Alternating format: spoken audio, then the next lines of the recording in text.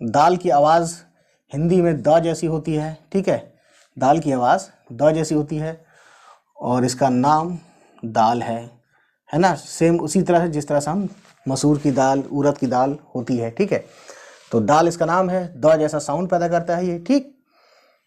अब एक आता है दाल, सेम इसी तरह लिखते हैं लेकिन इसमें क्या करते हैं, एक पॉइंट लगा देते हैं ऊपर, दाल दाल।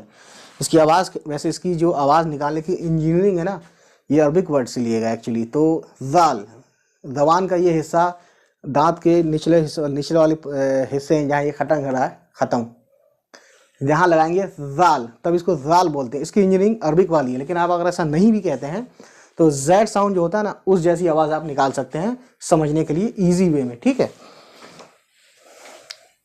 तो इसका भी हिंदी में होता नहीं है, तो जा लिख के, क्योंकि हिंदी में ज नहीं होता है, तो जा लिख